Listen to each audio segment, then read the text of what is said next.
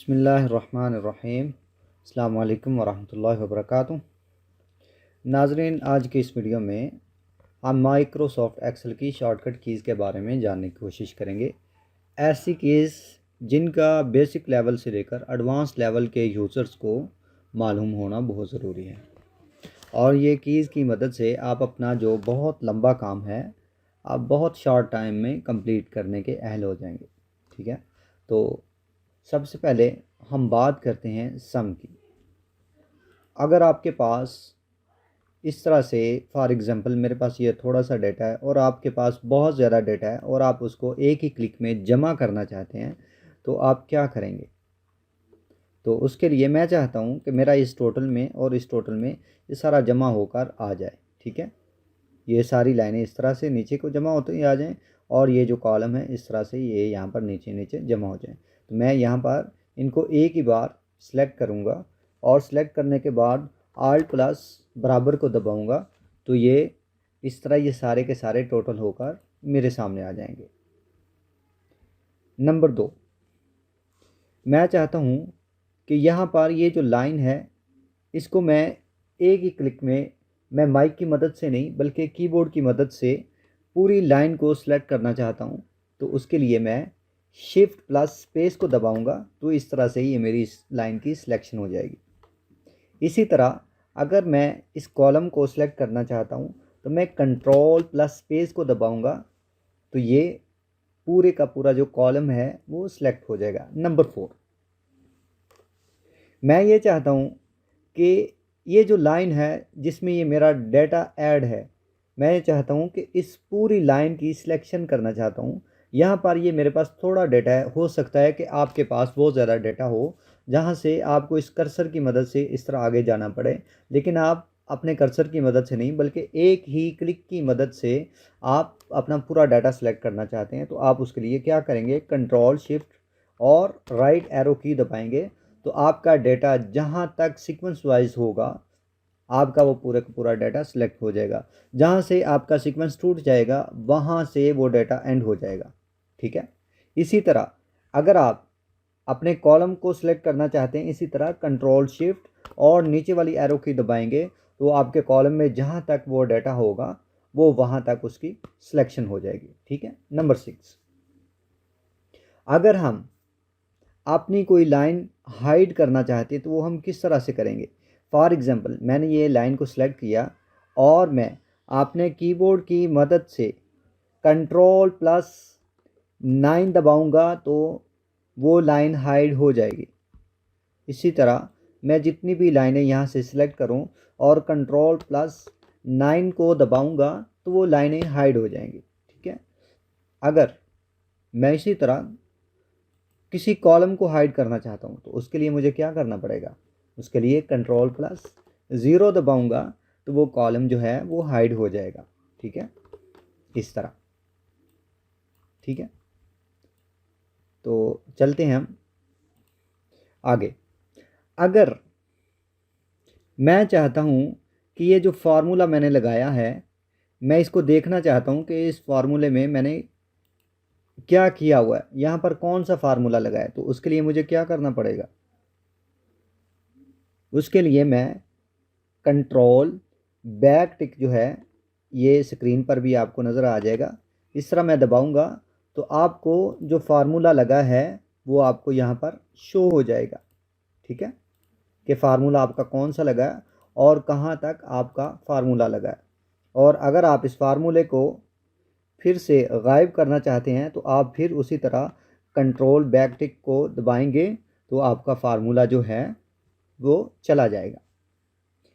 इसी तरह अगर आप ये चाहते हैं कि आप अपनी फ़ाइल को सेव एज़ करना चाह रहे हैं तो आप उसके लिए क्या करेंगे, F12 को दबाएंगे तो आपके सामने सेव एज़ का ऑप्शन ओपन हो जाएगा। ठीक है, उसके बाद अगर आप अपने इस डाटा का एक चार्ट क्रिएट करना चाहते हैं तो उसके लिए आप क्या करेंगे, F11 को दबाएंगे यानी F11 को दबाएंगे तो आपके डाटे का चार्ट क्रिएट हो जाएगा। तो इसी तरह मैं ये चाह रहा हूँ कि मैं अपनी ये जो शीट है मैं इसको आगे पीछे कर लूँ। ठीक है, तो उसके लिए मुझे क्या करना पड़ेगा, मैं अपने कीबोर्ड की मदद से कंट्रोल पेज डाउन को दबाऊंगा।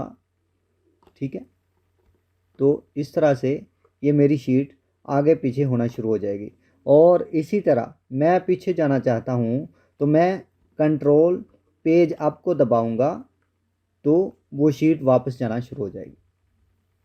ठीक है, इसी तरह मैं आज की डेट देखना चाहता हूँ। आज की डेट क्या है, तो उसके लिए मुझे क्या करना पड़ेगा, कंट्रोल और ये साइन डबल कॉलन वाला आपको लगाना पड़ेगा जो आपकी स्क्रीन पर भी शो हो जाएगा। तो इस तरह से आपकी डेट शो हो जाएगी।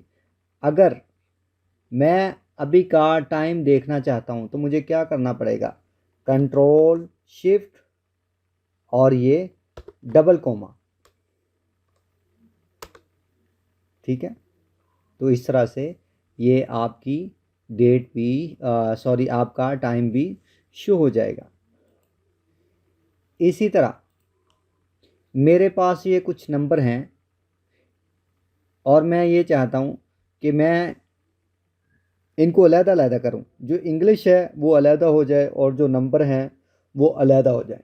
तो उसके लिए मुझे क्या करना पड़ेगा, फॉर एग्ज़ाम्पल सबसे पहले ये न्यू लिखा हुआ है, ये मैंने इस तरह से न्यू लिखा और नीचे कंट्रोल प्लस ई को दबाया तो वो उसने जितने भी इंग्लिश वर्ड थे वो सब को अलहदा कर दिया। अगर इसी तरह आगे 1 2 3 में लिखता हूँ और कंट्रोल प्लस ई दबाता हूँ तो वो जितने भी नंबर्स थे उसने वो सारे के सारे यहाँ पर अलहदा कर दिए। ठीक है, तो इसी तरह अगर मैं अपने इन नंबर्स में मैं फ़ीसद का परसेंटेज का अगर मार्क लगाना चाहता हूँ तो उसके लिए मुझे क्या करना पड़ेगा, कंट्रोल शिफ्ट फ़ीसद मार्क परसेंटेज मार्क, तो वो उनके साथ उसी तरह लग जाएगा। ठीक है, अगर मैं अपने नंबर्स के साथ मैं डॉलर्स का निशान लगाना चाहता हूँ तो फिर मैं क्या करूँगा, कंट्रोल शिफ्ट डॉलर का दबाऊँगा तो उनके साथ डॉलर का निशान लग जाएगा। अगर इसी तरह मैं अपने नंबर्स में कॉमा लगाना चाहता हूँ तो कंट्रोल शिफ्ट ये जो एक है इसके ऊपर ये एक मार्क बना हुआ है एक्सक्लेमेशन मार्क, इसको दबाऊँगा तो इस तरह ये नंबर्स में डॉट लगकर कॉमा लगकर 0 0 आ जाएगा। ठीक है, अगर इसी तरह मैं अपने नंबर्स को टाइम फॉर्मेट में लेके जाना चाहता हूँ तो मैं कंट्रोल शिफ्ट हैश दबाऊँगा तो वो इसको टाइम में और डेट में तब्दील कर देगा। ठीक है, इसी तरह अगर मैं अपने एक्सेल के डाटा टैब में जाना चाहता हूँ तो मैं क्या करूँगा, आल्ट प्लस ए दबाऊँगा तो मैं डाटा टैब में चला जाऊँगा। अगर मैं वेब व्यू देखना चाहता हूँ तो उसके लिए मुझे क्या करना पड़ेगा, alt plus W web view देखने के लिए। ठीक है, इसी तरह अगर मैं फार्मूला टैब में जाने के लिए मुझे क्या करना पड़ेगा, मैं आल्ट प्लस एम को दबाऊंगा तो मैं फार्मूला टैब में चला जाऊंगा।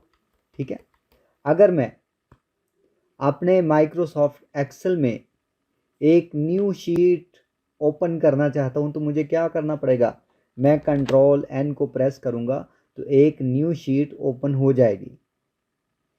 इसी तरह अगर मैं इस शीट को क्लोज करना चाहता हूं तो मुझे क्या करना पड़ेगा, कंट्रोल डब्ल्यू, मैं जैसे ही कंट्रोल डब्ल्यू प्रेस करूंगा तो जो शीट है वो क्लोज हो जाएगी।